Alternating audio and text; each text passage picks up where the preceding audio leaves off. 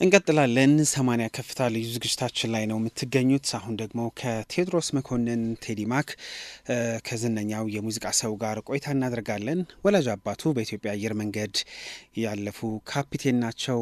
የወላጅ አባቱን ፈለግ ተከትሎ ወንድሙም ቀጥሏል። እሱም ደግሞ በሙዚቃው ላይ አየር መንገዱ አበርክቶ ነበረውና ቤተሰባዊ ትስስር ስላለው የቴዎድሮስ መኮንን ቴዲማክ ቤተሰብ እና አየር መንገድ ግንኙነትን መነሻ አድርገን እናወራለን ማለት ነው። መስመር ላይ ይገኛል። ቴዲ እንደምን አለ? እንደምን አለ ሶሎ፣ ደህና ነው ወይ? ስላገኘው ደስ ብሎኛል። እኔም ደስ ብሎኛል። አየር መንገዱ ነው ያገናኘን እንዴ? በደንብ ነው እንጂ። አዎ ልክ ነው።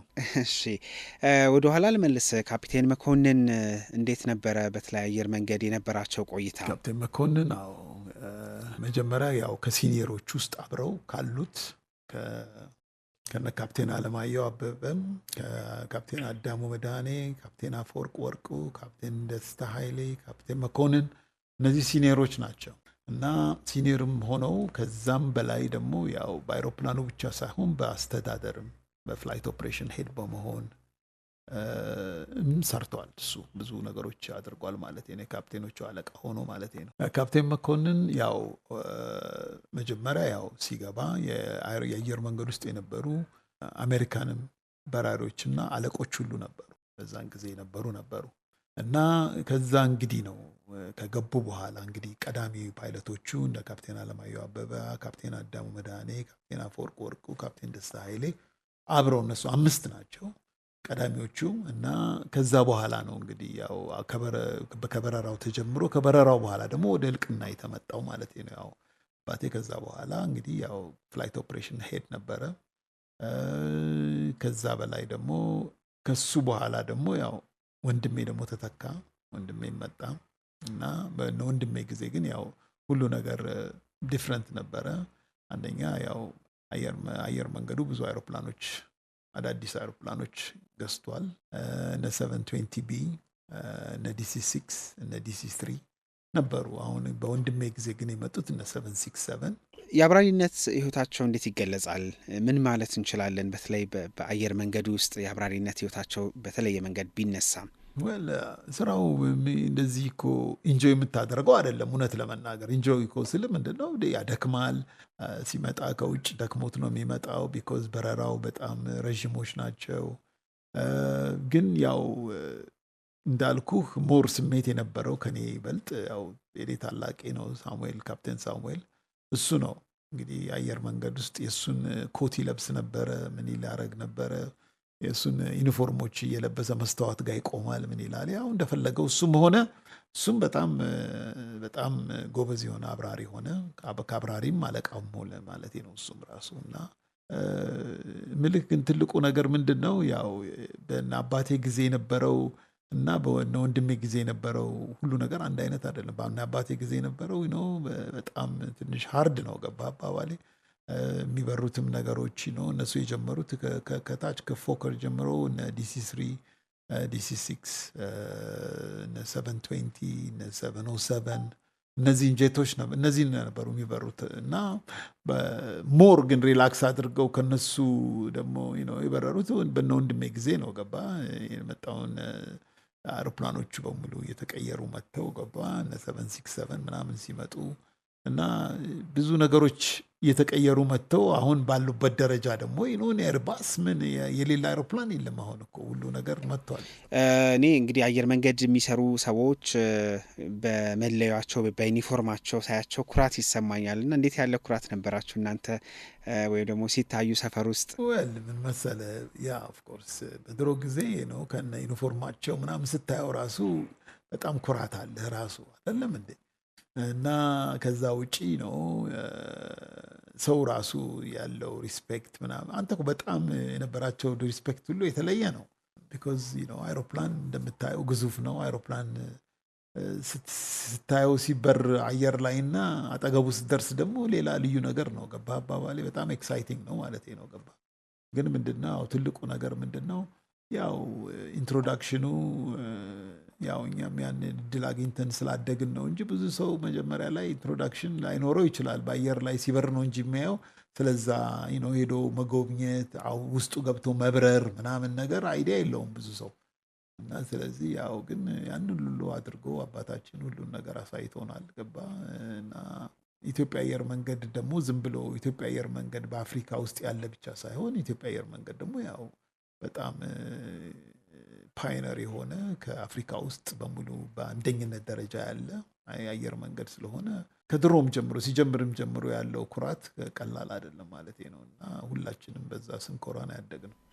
ወንድምህም እሳቸውን አይቶ ነው የቀጠለው? ተጽዕኖ ፈጥረውበታል? እሱ ሁል ጊዜ እኔ ቤት ውስጥ አንድ ህንድ አስተማሪ መጥቶ እኔን ፒያኖ ያስተምር ነበር። እሱም ይማር ነበር ከኔ ጋር አብሮ። እሱ ግን ፒያኖ ላይ አይደለም ያለው። ሁል ጊዜ ገብቶ የአባቴን ዩኒፎርም አድርገው ዝም ብሎ መስታወት ላይ ይቆማል። መስታወት ላይ ቆሞ ያህል በቃ ምን እንደሚሆን ራሴ ሳየው ምንድን ነው እለዋለሁ ምናምን። በቃ ቆሞ ዝም ብሎ ማየት ራሱን ነው። ግን ሆነ አባቴ ያስገባው ትምህርት ቤት እዛ እንዲማር እዛው ነው ተመርቆ የወጣው። ሲመረቅ ደግሞ አንደኛው ነው የተመረቀው። ባይተበይ አንደኛው ነው ከክላስ ውስጥ የተመረቀው እና በጣም ሲሪየስ ካፕቴን ነበረ ማለት ነው። በጣም ወደ አንተ ስመለስ አንተም እንዲሁ ከአየር መንገድ ጋር ያገናኘህ በጥበብ ስራ አበርክቶ ነበረ እና አንተስ ምንድን ነው ቴዲንና አየር መንገድን ያገናኛቸው? ኢትዮጵያ አየር መንገድ ያው እኔም ራሴ በማወጣቸው እንትኖች ኢንስትሩሜንታል ነገሮች ሙዚቃዎች ነበሩ እና እነዛን ያው ለኢትዮጵያ አየር መንገዶች ወደ 3-4 ሲዲ ሰጥቻቸዋለሁ። ያው እዛ ላይ እንዲሸጥ ማለት ነው የወጣ በእነሱ ስም።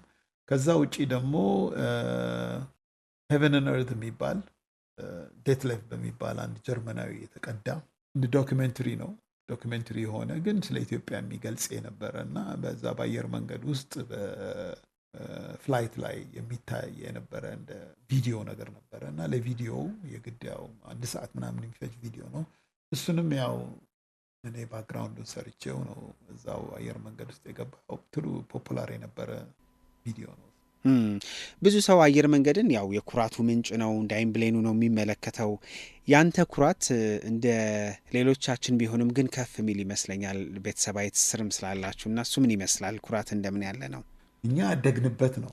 አባታችን ያሳደገን በዛ ነው። ሁልጊዜ የሚያኮራ ነው። ሁልጊዜም ከዛ ውስጥ የሚወጡት ሁልጊዜም በጣም ዳይናሚክ የሆኑ ሰዎች ናቸው። ከዛ ውስጥ ወጥተው እንደገና ሌላ ፓይለቶች የሚፈጠሩት እና ስለዚህ ይሄ ልክ እንደ ታሪክ ነው። አይሚን እየተተካ የሚሄድ ነው እንጂ በኢትዮጵያ አየር መንገድ ውስጥ ምንም አይነት ለዚህ ነው ኢትዮጵያ አሁን የአየር መንገድ ባለበትም ቦታ የደረሰው ምንድነው? መሰረት ነው። ትልቁ ነገር መሰረት ነው።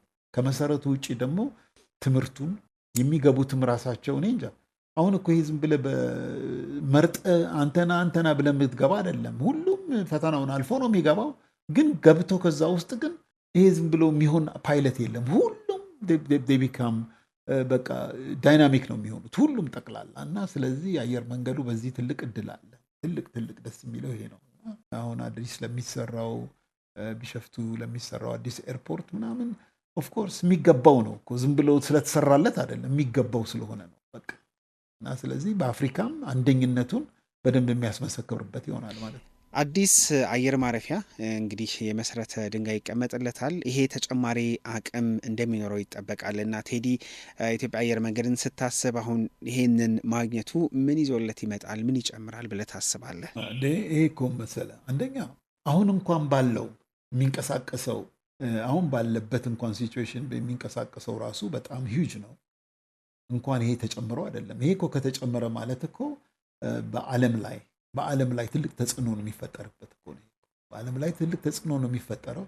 ማንኛውም ከአፍሪካ የሚነሳው በኮኔክሽን መጥቶ ከዚህ ነው የሚበረው ማለት ነው። ሞር ሪላያብል ይሆናል ሰው ማለት ነው። ገባ? እንደዚህ ኤክስቴንድ እያደረገ ሲመጣ አፍሪካኖቹ ከድሮም ጀምሮ ኢትዮጵያ አየር መንገድን በጣም ነው የሚያከብሩት የሚወዱት፣ ሁሉም ጠቅላላ እና ስለዚህ የአሁን የቢሸፍቱ ራሱ እንደዚህ በአዲስ ፎርማት እንደዚህ ሁሉ ነገሩ መፈጠሩና ለዚህ መብቃቱ ዝም ብሎ ለእኛ ብቻና ለእኛ መገልገያ ብቻ ሳይሆን ዓለም በሙሉ የሚገለገልበት ይሆናል። ሁሉ ሰው ኮኔክሽን ከዛ ነው የሚወስደው ማለት ነው። ዝም ብሎ ቀላል ነገር እንዳይመስል ማለት ነው። እና ትልቅ የሆነ ፕሮጀክት ነው። እንደው በዚህ ሰዓት ካፒቴን መኮንን በህይወት ቢኖሩ ይህንን ትልቅ ለውጥ ስኬት በትውልድ ቅብብሎች የቀጠለውን አየር መንገድ ያሁኑን ስኬት ቢያዩ ምን የሚሉ ይመስልሃል?